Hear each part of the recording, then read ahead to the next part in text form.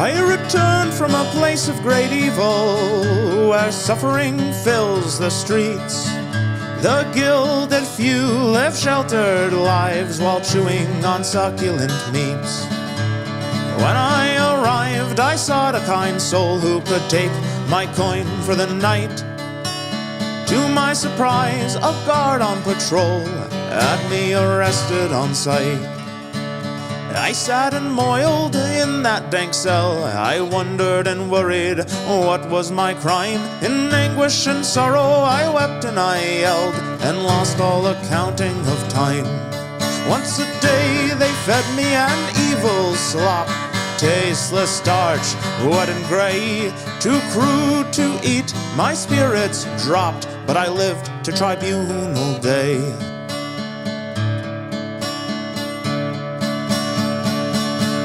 I was led into a great chiseled dome. Judges in cloaks eyed my poor robes, said I could not do my business alone. I had to find lodging with someone I know. But I am a traveler, I had to cry. I know no soul who lives in this place. The judge looked up to catch my green eyes and silence my wails with a cast of his face. I slunk out to the marketplace. A captain looked up as if he well knew my previous tortures showed in my face. If I didn't want more, I should vacate his view. I implored every stranger I saw, but all just ignored my obvious pleas. As curfew approached, I fled those great walls, preferring to sleep in the damp with the fleas. And here I return, half starved and half drowned, but never again will I leave. To avoid all the evils of cities and towns, our right should be followed to show we believe. The old ways are best, this I have learned, so bring out your sickle and robes. Just one sacrifice left and favor is earned, and once more our harvest will grow. And once more our harvest will grow. And once more our harvest will grow.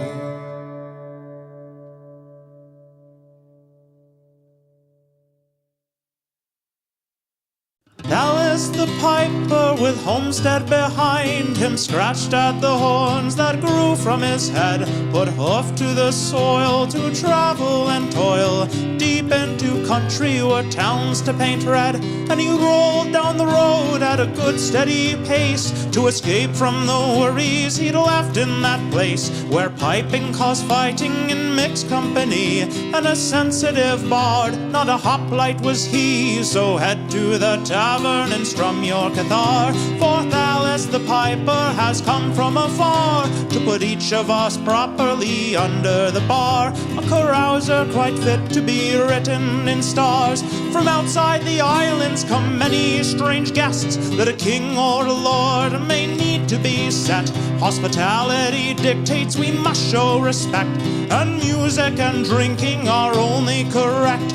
Ladies whose properties started great wars might come for a holiday, fleeing such bores, so they might need an escort free from our moors. A talented piper our court must implore, so head to the theater and bring your cathar, for Dallas the piper has come from afar to put even this diplomat under the bar. A carousal, I'm sure, to be written in stars, up from the sea or in caverns below, older than legend, lost terrors grow, up to Olympus where the sacred we know deserve at the least a good piping show. True heroes adventure like furies obsessed, never to settle, to give up and rest, though keen enough bronze can solve many quests, for Titan straight fighting might not be the best. So head to Olympus, we need your cathar, for Dallas the piper has come from afar to put even the Titans under the bar.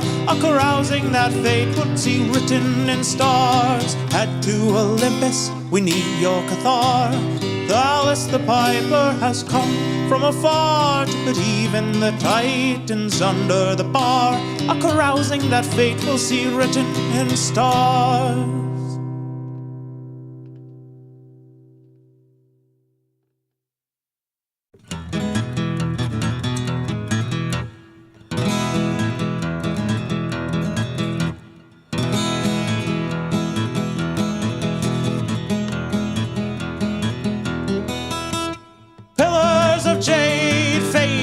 in sight as we peer in Obsidian Hall.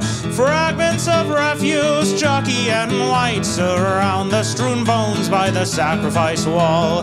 Runes from a time too old to be known are carved in the green malachite.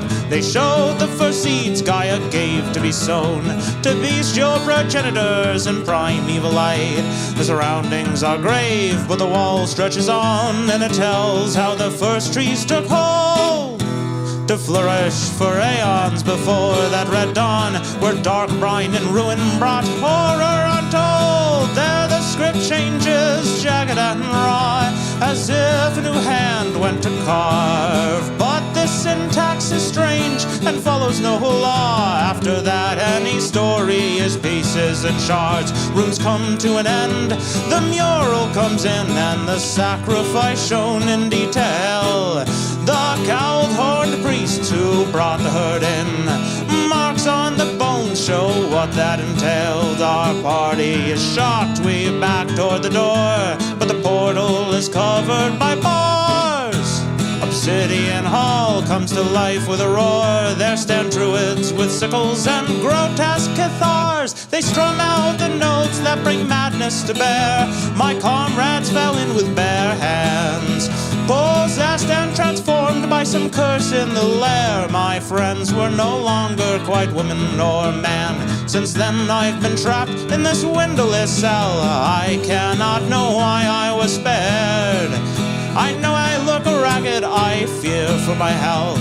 I beg for my freedom, I crave the fresh air. Let me out, just open the door. Please, my fair strangers, free me from this place. I can't stand the howls that come from the floor. Let me out, or I'll gnaw off your face. Let me out, or I'll come for you all, and take your dead bones to feed the great wall. Let me out, let me out, let me out, let me out, let me out, let me out, let me out.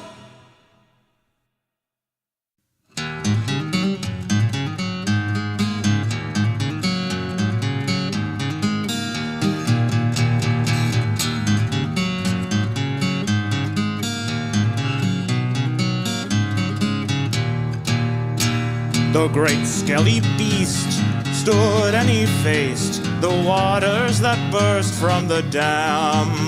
As he channeled his magic, the wall was replaced. He was blasted by cheers from town woman and man. And we gathered to thank the great sky for its gifts, for this guardian solid and strong, rather than graves for our drowned goats and kids. Our warden, he rose to protect us from wrong. He roamed far and wide with a party of legend. Many were saved, but his friends had to pay. He put sorrow aside and instead tried to mend. He looked for a village who had need of his ways. Any hole could be plugged with a stout enough cork. Any dike could be mended and smoothed. He'd help mighty and rich or the impoverished short. As he knew he was needed, his ravaged heart soothed. And we gathered to thank the great sky for its gifts, for this guardian solid and strong, rather than graves for our drowned goats and kids. Our warden, he rose to protect us from wrong.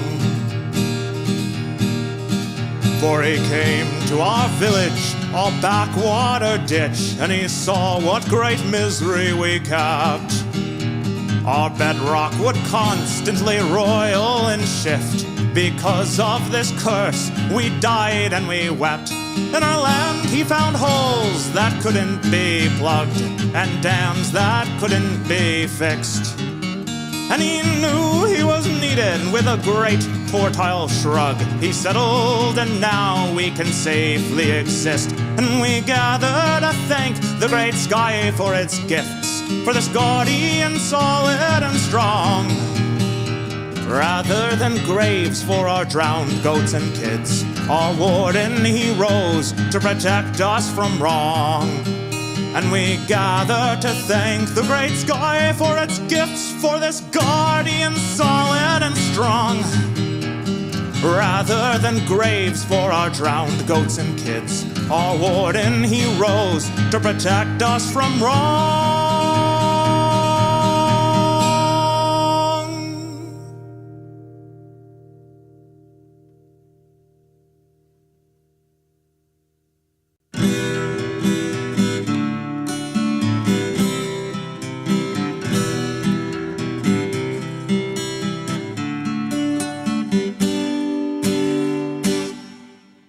Gather, good people, the young and the old, to hear of a traveler daring and bold. He served in the wars in a great naval fleet, with cudgel and girdle and wings on his feet. They say he was born of a god or a nymph, left as a babe on a pedestal's plinth. Only the blessed had such speed and such skill, and never was seen a boy with more will. Centaur and harpy cower in fear as our hero draws near. Foes ready their spears, but he runs in with haste, and they look on his face and see that his spirit is marked by the fates. If he comes by a cyclops, furious and red, who threatens to crush his bones into bread, our hero relies on the shape of his brain and attempts every parting with minimal pain. He knows in the past these giants were tricked, robbed of their flocks, blinded with sticks. He thinks for the grace of the gods stumble I, so even to monsters he's humble and kind. Centaur and harpy cower in fear as our hero draws near. Foes ready their spears, but he runs in with haste, and they look on his face and see that his spirit is marked by the fates. When the boy became man, with chest toned and broad, he crafted a plan to find goddess or god that left him alone with such spirit and need. He beseeched the blind poet and followed each lead. So he came to the briny caves close to the sea, and saw who had spawned his divine destiny. A 20-limbed kraken with human-like hands. Though he buckled in horror, he'd soon understand. Centaur and harpy cower in fear as our hero draws near. Foes ready their spears, but he runs in with haste, and they look on his face and see that his spirit is marked by the fates. His sire or dame, he wasn't quite sure, pointed him to a shallow pool carved in the floor, and he saw as he peered in that burbling ooze, the truth of his birth was no longer confused, and he knew that he must learn and come back and teach each of his siblings, whether tadpole or leech. And he knew why he feared not what old laws forbid. Things are less fearful when your mother's a squid. Squid.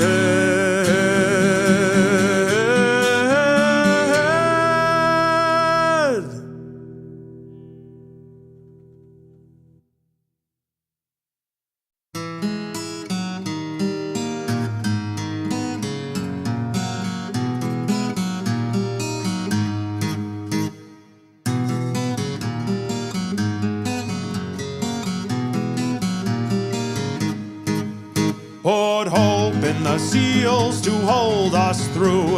Have faith that the keel holds up on you. Put oar to the brine, beat the drum double time. This barge is a wreck, but it must make do.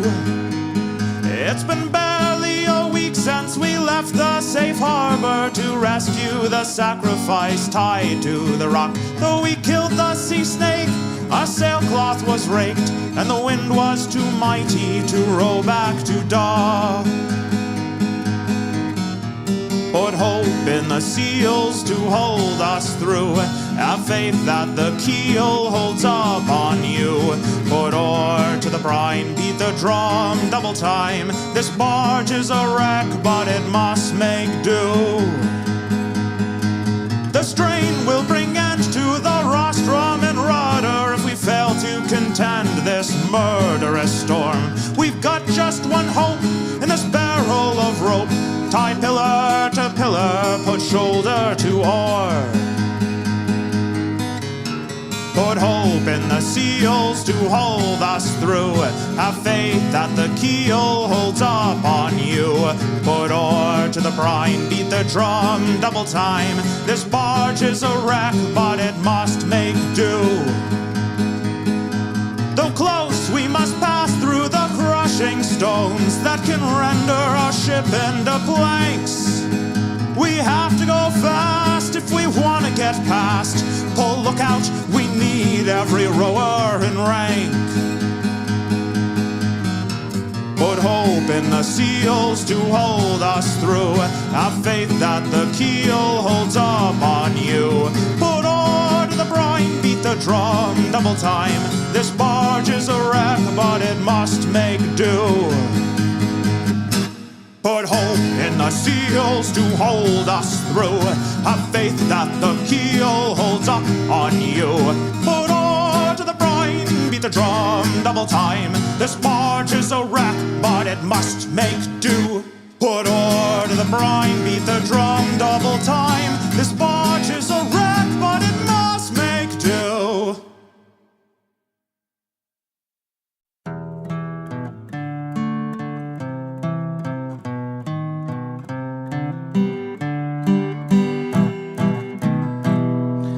In a city of cowards, a shady man waits. Ladies in powder selling off dates. Sweet fruit for the harvest at excellent rates. A man from the mountains looking for gold. The plan hashed by the fountain for treasures of old. Artifacts for the harvest by adventurers bold. Head to the bay where privateers rest, a captain to challenge in combat and best, and a crew that wants more than just gold in a chest. And these men have an excellent plan to ascend the dead hills where the steppe nomads dance, and portend what they will from their drug-induced trance. Protect innocents captured to finish a plan by a sinister man who works so he can talk to gods, never dying, but dreaming and scheming and trying to bring dust to the land. Run rugged, give all, there's lives on the line. Roads flooded, give stall, but they strive through the brine. A pursuit to the tower, arriving on time. A road madman stands, dagger in hand, but cannot withstand the mountainous man from the mountains who landed and ended the plans to bring old gods and chaos, turn castles to sand. They returned and commanded the gates to be sealed. Renew the old deals, give the world time to heal. Keep the gates locked and maintain the zeal, for a world still in shock is an excellent meal. For chaos and madness which must be repealed by trial and error and belief in the real.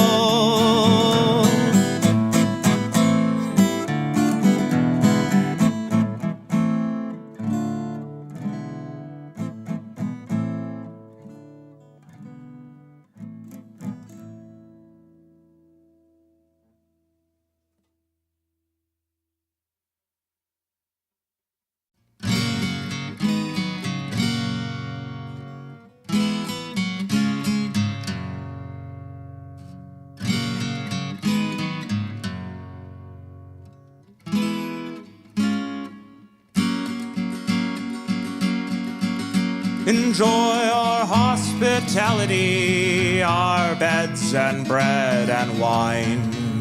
To sleep and heal our warmth, to feel and worship our divine. Welcome here, my traveler, through rain or hazing sun. To work or trade our fields or stalls, and feast when evening comes. Enjoy our hospitality, our breads and bed and wine. To feel at home, although you roam, is the gift of our divine. The roads are paved and safe to walk, guarded day and night. Scripts are saved to be read or taught, to know is its own delight. Enjoy our hospitality, our wine and breads and beds. Though you may leave, you'll always grieve for the life you could have here instead. Our walls are strong, our laws are fair, and they show us how to live. We all belong in each other's care, with just one life to give. Enjoy our hospitality, our sacramental wine. After one more night in the dead moon's light, you'll be born again divine.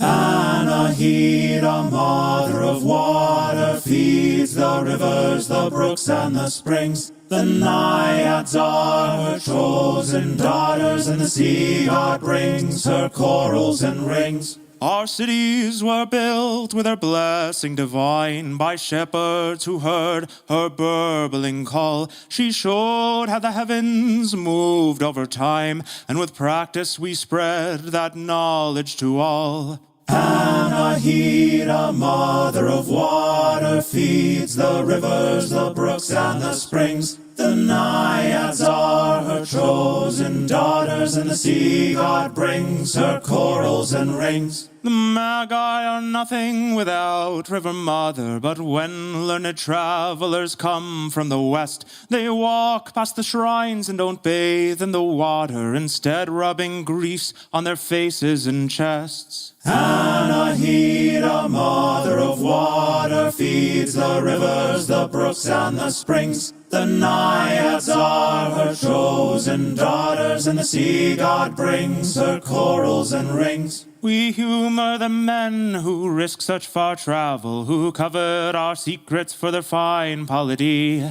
Cities where women are locked up like cattle, and most of the men live in bare poverty. Anahita, mother of water, feeds the rivers, the brooks, and the springs. The naiads are her chosen daughters, and the sea god brings her corals and rings. We tell them the tales we reserve for such fools, easy to check with patience and time, but philosophers fail to harness such tools, preferring instead what sounds the most fine. Anahita, mother of water, feeds the rivers, the brooks, and the springs. The naiads are her chosen daughters, and the sea god brings her corals and rings. But you, my friend, are not such a stranger. You've heeded her call with clear heart and mind. Dive in the pool, push past the danger, and you'll share in peace as only we find. Anahita, mother of water, feeds the rivers, the brooks, and the springs. The naiads are her chosen daughters, and the sea god brings her corals and rings. Anahita, mother of water, feeds the rivers, the brooks, and the springs. The naiads are her chosen daughters, and the sea god brings her corals and rings.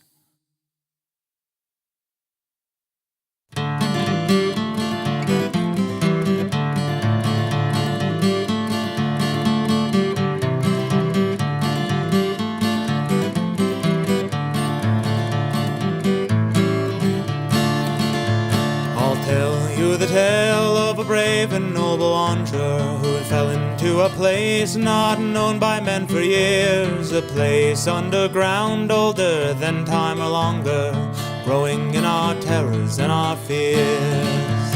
He played a golden lyre, had a voice of the stars. He trekked the world by boat, moving near and far, blessed by the gods, Thousands heard his voice, the world moved when he made that fabled choice. He joined the ranks of a famous noble vessel, manned by a crew of 50 heroic men, the son of a god, men who hunted and wrestled, some of which were never seen again. He angered the gods, and their vengeance slew his lover. A deadly nest of snakes left her body cold, though he knew in his heart he could never love another, and hatched a plan both foolish and bold.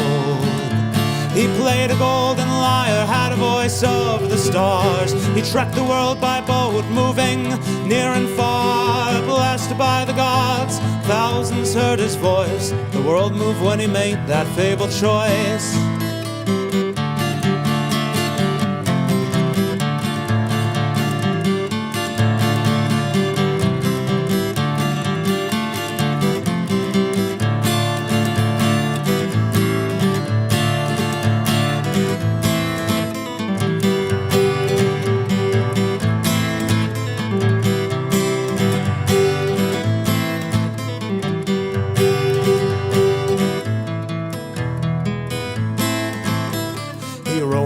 For years, looking for the entrance that would take him to the darkness under the earth, braving deadly perils and a guardian immense to prove to the king and queen his worth. He moved their frozen hearts with his beautiful song.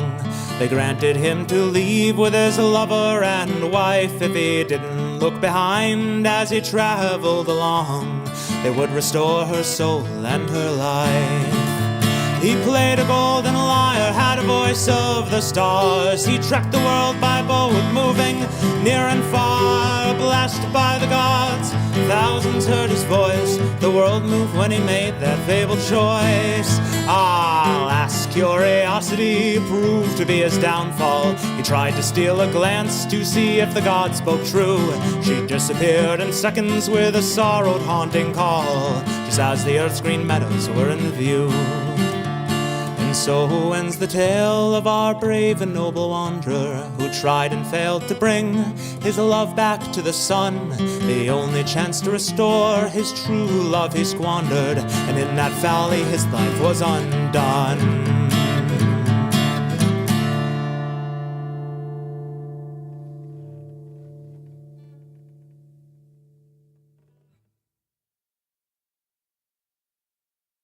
Historicus stood and looked at his work, volumes of all of the lore on the earth, a lifetime of labor for his hoplites and serfs, all the servants and scribes his vast treasures could feed. He paged through the volumes that he couldn't read. His scribes had translated and sated his needs, but he knew that the books were the greatest indeed, or so he'd been told by his huddled elites. So he summoned his guard, and the wagon was leashed, and a score of apprentices gathered beneath, with their tablets appended to defend against grief, for their lord could bring praises or scolds. He hiked up his robe of linen and gold, and gazed at his consort who had dared to grow old. He heaved towards the wagon, and without being told, his caretakers moved in to help. But for once he deferred, he'd do it himself. Though a noble well-bred, he was in perfect health, so he swung up his leg and missed, and he yelled and tried to grab on to his staff. But his bulk was too great, and he stumbled and crashed, and there on the ground, with his saged head cracked, as he lay there and faded, he sputtered and laughed. For once he had done his own work.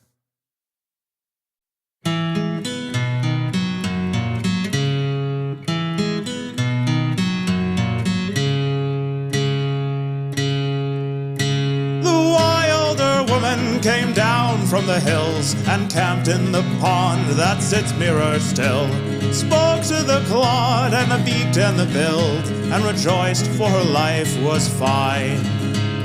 Out from the city came a sensual man, sent out from the temple to act on a plan. The queen of the city took with forceful hands any she wanted to share of her wine. So the harlot he stopped and drank from the pool, his throat clicked and locked to feel the barb cruel. The wilder woman held out to his neck, but he won out her mercy and asked her direct. Lie with me, woman, and put down your spear. Let me take your sorrows and heartbreak and fears. Take of my spirit, take all that you need. My body is here to follow your lead. After 7 and 7 vivid nights that they laid, the wilder woman grew newly afraid. The beasts were now fearful of her touch and her gaze, and she wept at what she had lost.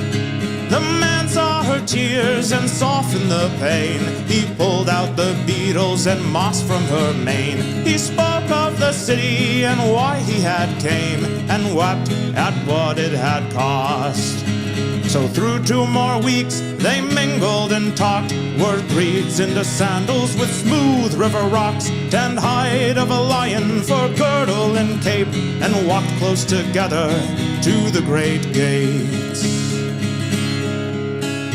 Come out, great queen, and fight a true foe. Don't pilfer the husbands of your women folk.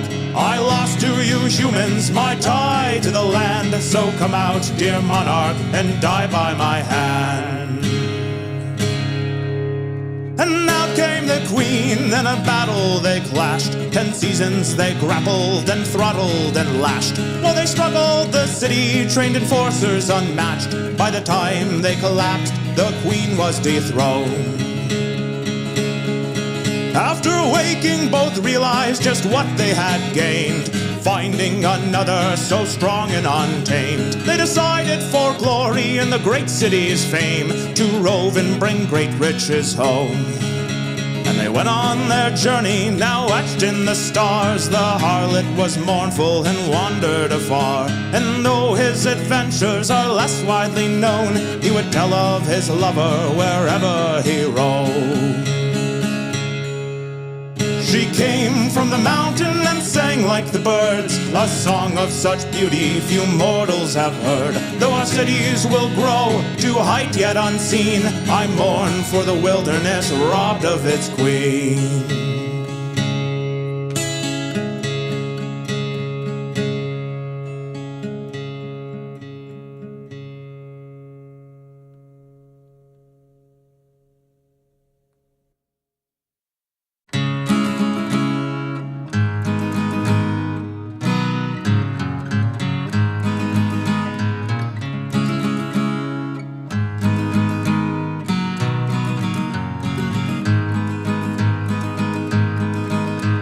Sweet sings the siren over salt water foam. The sailors who took me so far from my home are raving and screaming and clawing their ears, trying to block out the song that they hear.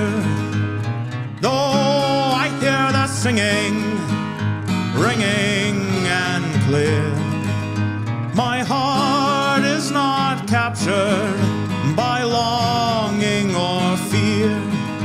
I wait for my jailer to rush to the fray, with the singers as cover.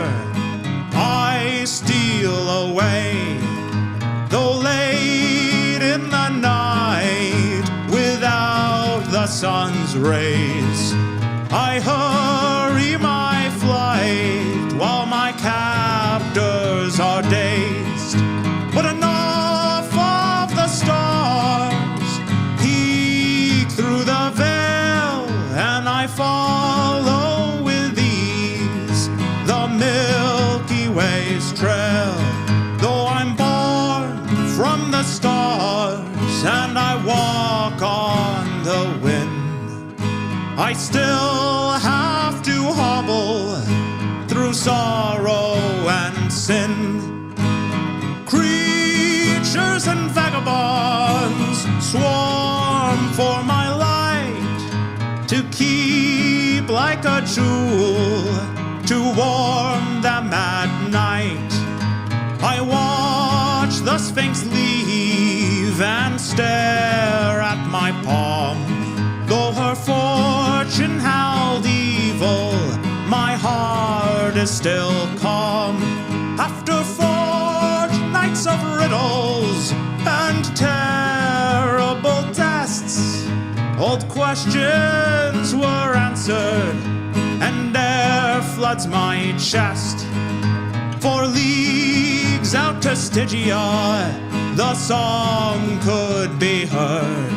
Over mountains and oceans echoed each word. After service and solitude, as treasure or slave, I'd live in no harem, adorn no king's grave. Though I'm born from the stars and I walk on the wind, I still have to hobble through sorrow and sin. Creatures and vagabonds swarm for my light, to keep like a jewel, to warm them at night. Though I'm born from the stars and I walk on the wind,